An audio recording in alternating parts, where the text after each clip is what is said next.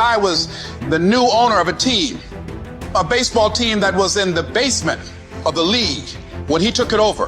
He went to the pitcher and he said, what is your best throw? He said, well, I got a good curveball and I've got a good fastball. And he went on talking about his different throws. He said, but tell me this, what is your best throw? He thought for a moment.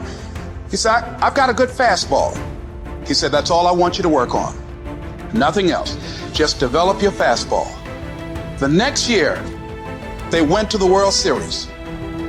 Most people don't know where their fastball is. Most people go through life never discovering what their talents are. Most people never develop their talents. They have skills and abilities, but if you don't nurture them, if you don't develop them, they will never serve you. Your gifts can take you many places if you develop your gifts. And you'll be surprised at the things that you're able to do. When you learn how to block things out, when you learn how to keep thine eyes single, learning how to concentrate, learning how to focus in, deciding that you're going to focus to develop your skills, you'll be surprised at the ideas that will come to you, of the people that you'll be able to attract, of the opportunities that you'll be able to see. You'll begin to see things that have been standing there looking you in the face saying, I can't believe this has been here all this time. Compare yourself to who you were yesterday, not to who someone else is today.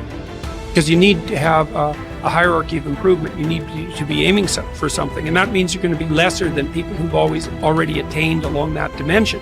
So the question is, who should you defeat in the final analysis? And the answer is, you should defeat your former self. You should be constantly trying to do that. And you're the right control for yourself too, because you're the one who's had all your advantages and disadvantages. How bad do you really want it? You gotta hear me. People talk about Oprah Winfrey, Ted Turner, Warren Buffett. Listen to me. I don't care how much money you make. You only get 24 hours in a day. And the difference between Oprah and the person that's broke is Oprah uses her 24 hours wisely. Your brain will trick you. You are your own worst enemy. Because life doesn't give you what you want. It gives you what you deserve. And if you haven't worked for it, if you haven't sacrificed for it, if you haven't given your all, then you don't deserve it, and you won't get it.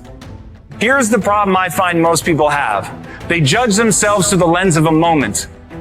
They fail at something. They miss. They embarrass themselves. They flub something. And they think that defines who they are.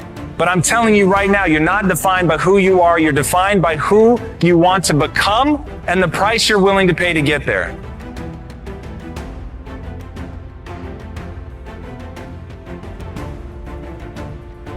So everybody goes, how do you do that? You know exactly how to do that. You know exactly, it's not a magic trick. There's nothing I talk about in that book that's a magic trick.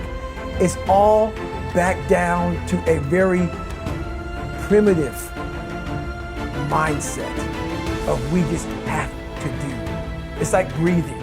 Breathing becomes normal. Like we don't know that we're doing it. That's how you have to live your life.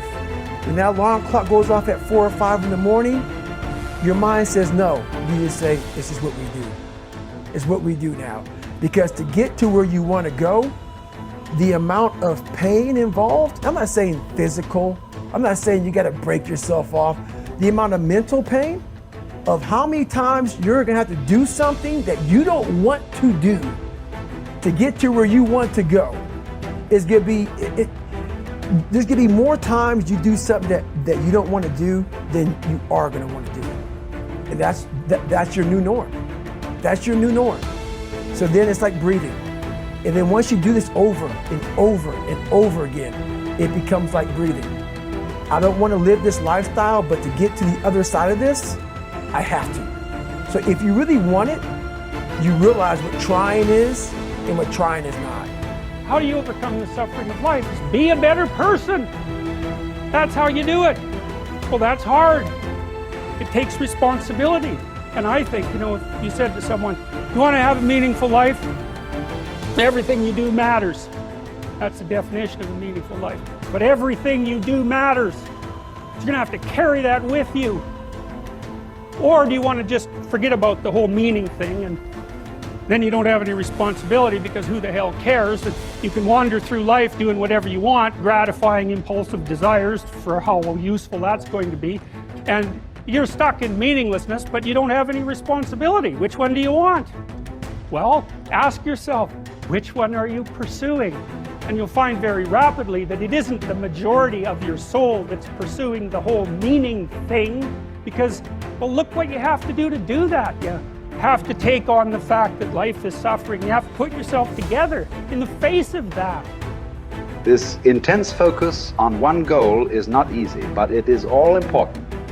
Orison Swett Marden wrote, "The giants of the race have been men and women of concentration, who have struck sledgehammer blows in one place until they have accomplished their purpose. The successful men and women of today are those of one over, mastering idea, one unwavering aim, men and women of single and intense purpose." Marden also said that every great man has become great. Every successful man has succeeded in proportion as he has confined his powers to one particular channel. Single-minded concentration in the direction of your dreams will intensify your desires and increase your emotional drive toward your goal. This intensity of concentration will activate the law of attraction and begin to attract people and opportunities into your life to help you to achieve your goal. The more you think about your goal, the more it will come to dominate and direct your life. The more you think about it, the more rapidly you will move toward it, and it will move toward you. You're already in pain. Get a reward for it. Like, you're already in pain. So at the end of the day, everything is already messed up. So why would you go through all that pain and not get something for it? Like, it doesn't make sense. Like, it doesn't make sense to put all those hours in. Okay, yeah, it was football, but it doesn't make sense to put all those hours in and not transfer those hours to something else. It doesn't make sense not to recycle the pain and get wealth or a successful life, a successful spouse, like whatever, have kids, whatever it is. And so for me, just going through my go-through, I was like, it can't end here. Like, bro, it can't end here. I've worked too hard. I've read the books. I've gone to the conferences. I went to the classes. I got the degrees. Like, it can't end with just life is gonna deal me this hand, you know? And so I truly feel, and I don't wanna promote gambling, you know, but I gambled, you know, as a young adult to make money. And I watched guys who had a royal flush lose because of the giddy and the excitement. I'm like, oh, he got something. You know what I'm saying? Okay, take what I have and leave. But I also watched people who had nothing in their hand with that poker face actually act as if they had a royal flush and win. And so I learned early, like, yo, it doesn't matter if you grow up rich. You still gotta play your hand. It's not like life says, all right, you rich, so you're not gonna have any, your parents will never get cancer. You know, nobody in your family will ever have multiple sclerosis. Like, you'll never get COVID. You're rich. It doesn't work like that. Like, you still have to do life regardless of how you come into life. And I think some people feel, well, if you come into life and everything is great, then that's the way you live life. But no, it doesn't matter. If you come in great, if you come in poorly, it does not matter. You have to do life. And if you're smart, you do life on your terms and you don't let life make you do it on its terms.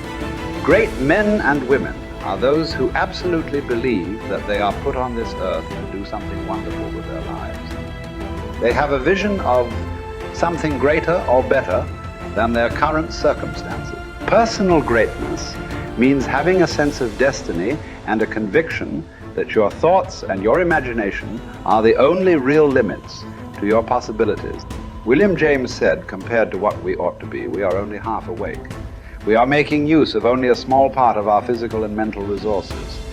Stating the thing broadly, the human individual thus lives far within his limits. He possesses powers of various sorts which he habitually fails to use. The founder of Success magazine, Orison Swett Marden, once said, there are powers inside of you, which, if you could discover and use, would make of you everything you ever dreamed or imagined you could become. In a 5-year study of leaders reported on in his book, Leaders, Warren Bennis discovered that each of them consciously avoided the comfort zone by continuously setting higher goals. They never allowed themselves to become complacent. They lived their lives fully extended, always striving to be and do more. To develop unshakable self-confidence, you need to see yourself and think of yourself as a leader, and to do what leaders do. You need to stretch yourself toward the outermost boundaries of your potential. You need to set goals that draw out of you the very best that is in you. You need to work toward objectives that cause you to feel a sense of mastery and peak performance.